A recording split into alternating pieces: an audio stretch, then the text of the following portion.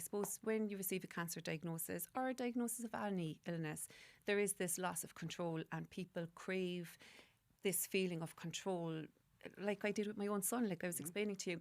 So food becomes a very obvious place to start. So when you get a cancer diagnosis, you can find yourself at 2 o'clock in the morning Googling, what should I eat, what shouldn't I eat? And what's out there online is crazy. Some of it is great, some of it is crazy. Things like, oh, sugar feeds cancer, you need to go vegan, you need to do juice detoxes, you need to do fasting.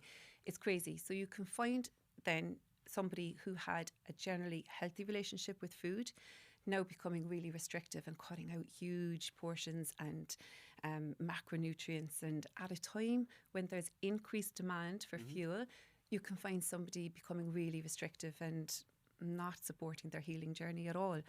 So I suppose my job as nutritional therapist is to simplify that, take away the fear, and provide evidence-based advice on what can support your body during a cancer treatment. And tell us how important nutrition is as part of that process through treatment and post-treatment. I suppose really the way to look at food is it's one of your most powerful tools to support your body during a cancer treatment. It's not to say that it can replace cancer care, because it can't. And I always encourage people to adhere to their oncology plan at the hospital. That's where you're going to get your best chance of cure, or where your disease is going to be best managed. But where food comes into play is it is one of the most supportive tools that can support your body on that treatment journey. It's going to help to maintain your strength, maintain your weight, maintain your muscle mass, maintain your energy, support your immune system, help you recover in between treatment cycles, and I suppose help your body to be resilient in withstanding some of the treatment toxicities that can happen along the way. Because the recovery and using food within that is something that a lot of people don't think about as part of a treatment process.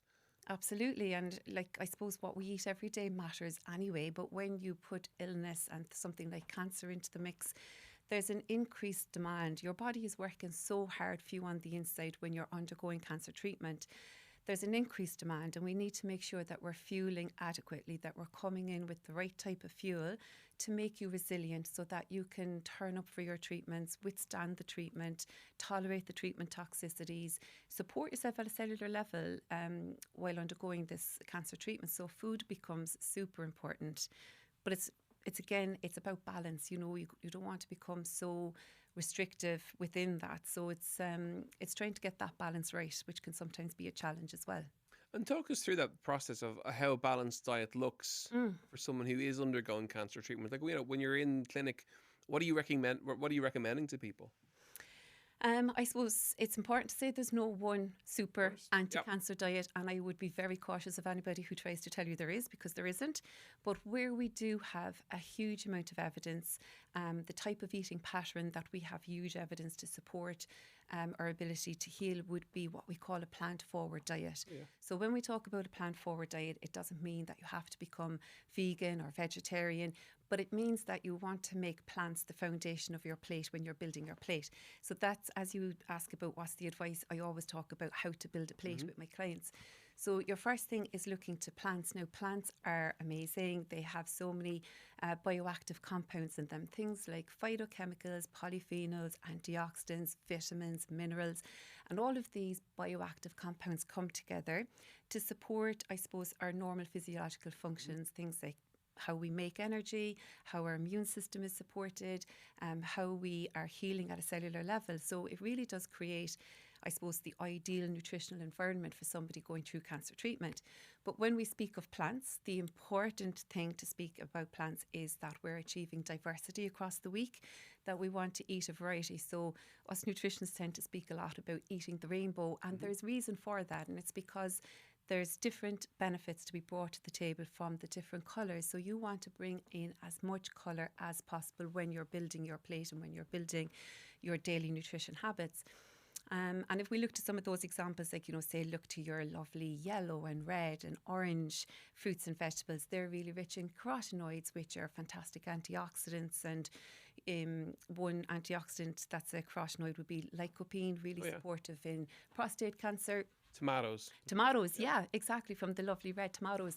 Then you look to something like including the cruciferous veggies. They're things like your Brussels sprouts, your kale, your cabbage. They bring indole carbonyls to the table. Fantastic for people who are undergoing hormone-driven breast cancer or ovarian cancer, because these compounds can down-regulate the activity of estrogen in the body.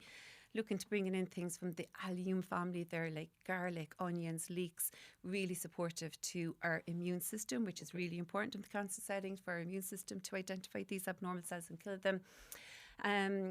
Green leafy veggies, just powerhouses of nutrients. So you want to bring in all these different colours. And I often describe it to my clients, if your car broke down in the morning and you brought it to the mechanic, he's not going to fix that car with one tool. He has a whole array of tools, and plant foods are like that. And you want to build a toolbox of loads of different tools to help you get that job done. So that's the plants, and getting in lots of colour and getting in a variety of them. And then when you're building your plate, you're checking that you have plants. Within that plant food, you'll have complex carbohydrates, which is going to be really supportive to energy production. And then you want to pair that with some good quality protein, because during cancer treatment, maintaining muscle mass becomes super important. We want to make sure we're getting in adequate protein to give us the amino acids, which is like the building blocks to build our muscle, and also to support cellular repair. So there's some, from chemotherapy and radiotherapy, there can be some cellular damage along the way to some of our healthy cells. So adequate protein, again, helping to support repair of those. And then the final thing you're looking for then to complete your beautiful balanced plate would be healthy fats. Things like avocado, olive oil, oily fish, nuts and seeds. And the reason for those then is they're like a fantastic concentrated source of energy. For every 1 gram of healthy fat, we're going to get 9 calories. 1 gram of protein and fat gives us 4 calories. So if you're looking to somebody who's experiencing fatigue, cancer-driven fatigue, bringing in healthy fats really beneficial for supporting energy levels. Also, the healthy fats are a fantastic source of omega-3, which are fantastic anti-inflammatory, really potent anti-inflammatories. We know tumours create this internal inflammatory environment, so we want to come in with lots of anti-inflammatory omega-3. And that's really how I advise creating that balanced plate. So you're looking to your plate, have you got lots of colour? Have you got some complex carbohydrate for energy? Have you got some protein? And have you got some healthy fat? And when you can tick all those boxes when you're building your ideal balanced plate, then you're off to a really good start. And what challenges do you see for people who are going through treatment? So presumably kind of nausea is one, or appetite reduction is another. What are you seeing? I suppose, ironically, one of the challenges I see, it's not that people don't care about their nutrition, it can be the complete opposite. So it's exactly, as we were saying earlier on, finding yourself overwhelmed with the amount of information that's out there. So it's trying to decipher through all that. Then you might have somebody who knows exactly what they should be eating. They know about that beautiful balanced plate, but because of different side effects like nausea or vomiting or reduced appetite, they physically can't get that food in, and there can be an awful lot of guilt associated with that, and knowing that you should be eating better but you physically can't.